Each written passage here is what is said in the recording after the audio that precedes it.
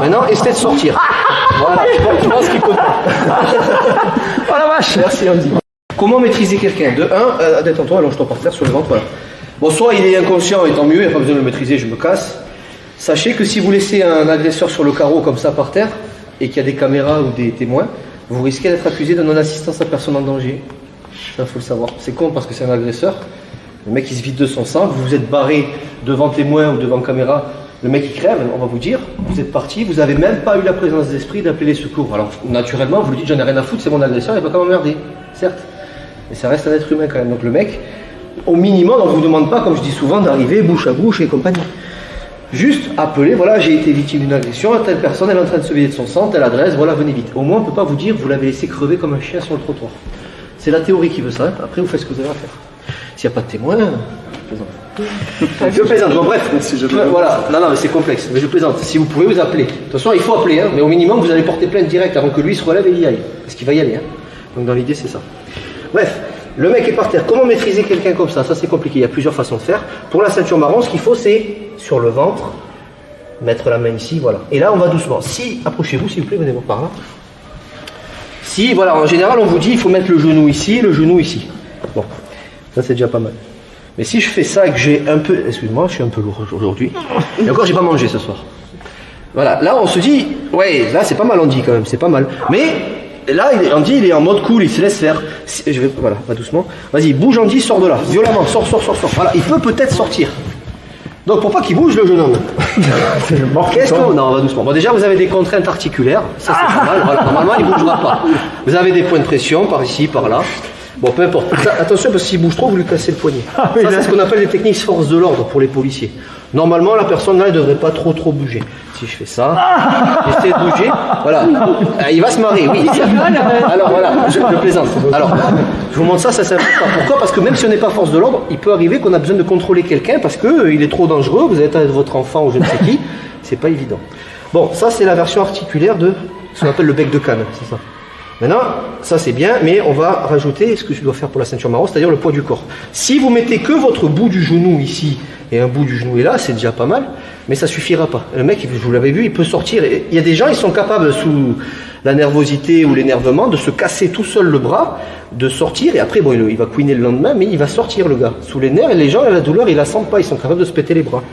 Donc pour éviter ça, donc on peut faire la contrainte articulaire, mais on va surtout monter le milieu du tibia. Et là, on va y aller mollo, que je te fasse pas mal. Donc là, tu vas te sentir plus. Maintenant, essaie de sortir. Voilà, je pense qu'il comprend. Oh la vache! Merci Andy.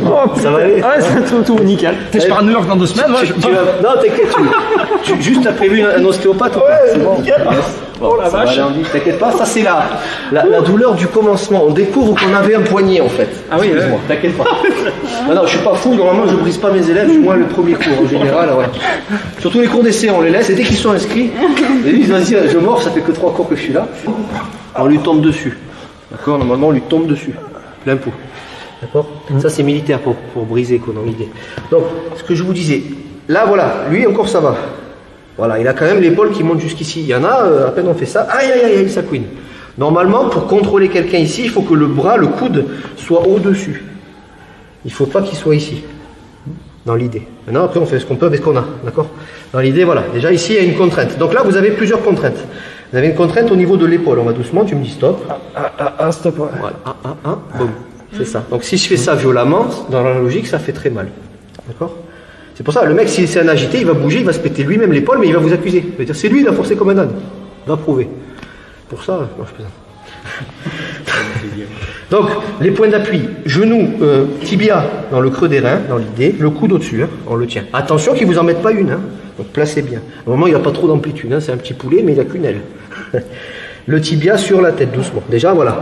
Là, regardez, là, on se dit, je contrôle. Là, ça va, normalement, c'est ce... Tu me dis sinon. Ouais. Là, ça va. Là où ça va vraiment commencer à contrôler, c'est votre poids du corps. Mon poids du corps, à moi, mon centre de gravité, il est à l'arrière, il est là, enfin, il est là. Donc si je me penche, je me mets à genoux, il faut que mon centre de gravité arrive sur lui. Je me dis stop, là j'y suis. Donc là on commence à contrôler la personne. On ne contrôle jamais vraiment, il va m'éjecter, il risque de partir, hein, mais c'est compliqué. Il y a toutes les variantes, arrête de bouger avec un doigt dans l'œil, dans la narine, ou j'en sais rien, ça se voit peut-être pas. Bon, ce que je vais vous montrer, c'est la clé, le bec de canne, là, ce qu'on appelle le bec de canne. L'idée, c'est qu'on crée une cale ici au niveau du coude. Donc, soit la main, là, c'est mon... attention, c'est en plein sur le génital, là. Donc, dans l'idée, vous créez une cale, mais vous serrez, pour pas qu'il vous en colle une. Mais il y a la cale, il ne peut pas reculer. Et à partir de là, vous faites votre bec de canne. Il faut attraper à peu près au niveau des doigts. Et vous allez dans le sens du coude. Comme si vous vouliez replier, comme si vous vouliez que ses doigts, ils touchent son coude. Allez, montre-moi ta souplesse.